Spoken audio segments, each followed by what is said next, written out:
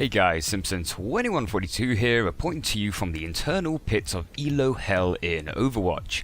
And today, I want to discuss the current skill rating system in competitive play, why I think it's wrong, and how we can potentially improve it for future seasons. So first off, just in case anyone is unfamiliar, the skill rating system is the number which determines what level of skill you are currently performing at in competitive. The higher your number, the more skilled you are, and for every 500 points you earn a different rank. So for example, 2000 skill points puts you in gold, 2500 puts you in platinum, 3000 puts you in diamond, etc, etc. And what the game tries to do is match you up with people who are of a similar skill rating. And if you end up winning the match, the game decides, well, you were better than the enemy who we believed weren't even match for you, so I guess we'll put up your skill rating a bit and see if you're then an even match for a slightly higher skilled group of enemies. And of course vice versa should you lose. This in theory will keep you in a position where you're going to be having matches against people who are of equal skill to you, making your games very close and very intense, and that is what Blizzard wants. They don't want people getting absolutely annihilated by someone who is clearly a league above them. So in theory, this current skill rating system should be pretty accurate, but in reality it's not. And that is for one very simple reason. The determination of whether your skill rating increases or decreases is based on the sole fact of whether your team wins or loses. Whether your team as a whole wins or loses. And this is where the issue lies. The game isn't necessarily ranking you based on your skill level, but by the skill level your team presented as a collective force, which I suppose would be fine if you always played with the same 6 people, but in reality we don't. And if you're like me who almost purely solo queues, you're going to be playing with a completely different team for each match. And that puts your skill rating into a huge game of chance, because Overwatch is a very much focused team game, where it is difficult to carry your team alone, especially at the higher ranks. Whereas in other games like Call of Duty, it is very possible for one player to carry his team to victory. Kills are quick, you can easily wipe out 4 people in a matter of seconds with just your primary weapon, earn kill streaks to even further your killing spree. But in Overwatch you cannot do that.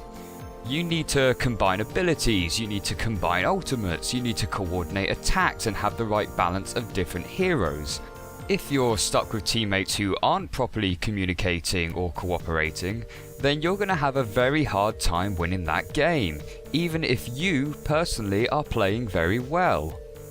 In some recent games of mine, I've been playing as Zenyatta, and I've noticed I've been holding both gold for damage and gold for heals. Now, Zenyatta doesn't specialise in any of these. He is a secondary healer and a secondary damage dealer. Yet somehow I've been able to out-heal my fellow Ana, who has over double the healing potential of me, and also been able to output more damage than our DPS heroes. Yet the game still looks at me and says, yeah, well, that's all very nice, Simpson2142, but at the end of the day you still lost, so I don't think you're quite skilled enough to be playing at this level. But it doesn't just have to be you playing well. You may have a situation where there are 5 really good players on your team working together, but having just that one player not quite pulling the weight can cost the entire team the match. Think I'm exaggerating? Well, proof of this is when a player leaves mid-game and leaves you on a 5 versus 6. I've seen teams who are absolutely destroying the enemy get stopped in their tracks, all because someone on their team disconnected. And as a result, the rest of the team is deemed unskill worthy and pushed down the ranks. That just doesn't seem fair at all.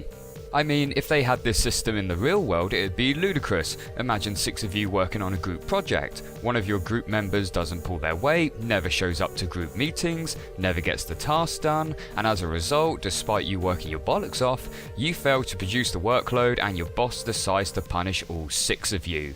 That just wouldn't happen. Oh wait, except it did, and I ended up getting a C- for my final uni project. GGW University, and fuck you, Dave. But this process of team punishing and rewarding is only amplified by Overwatch's whole win streak and lose streak system, which, for those of you who don't know, is a system which will increase the amount of points you win or lose for repeated wins or losses.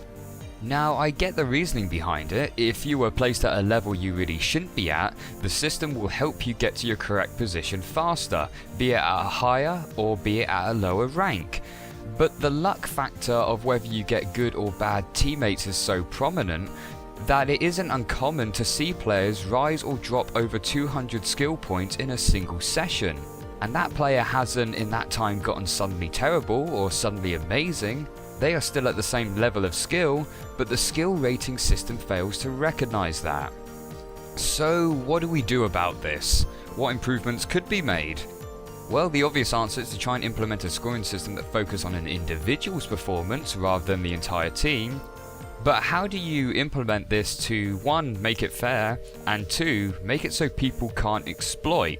Example, DPS heroes like Genji are now rewarded skill points based on how much damage and eliminations they get in a round. Well, this can fail for 2 reasons. 1, being that just because you got the elimination doesn't mean you're the one that is primarily responsible for getting the kill.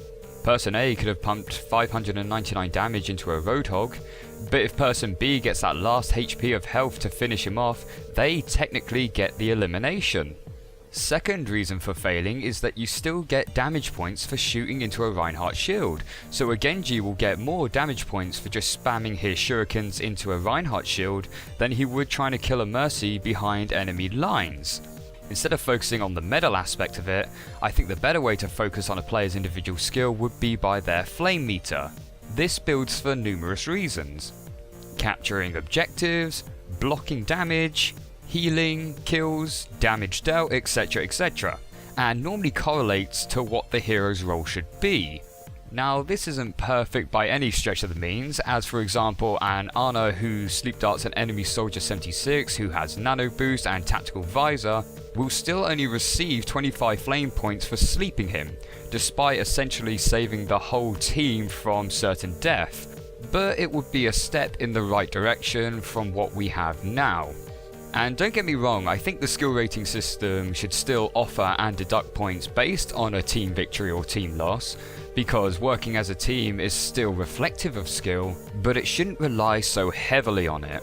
Offer a point bonus for a team victory, take away skill points for a team loss, but then add the player's individual skill points to reduce the amount of loss from the team losing.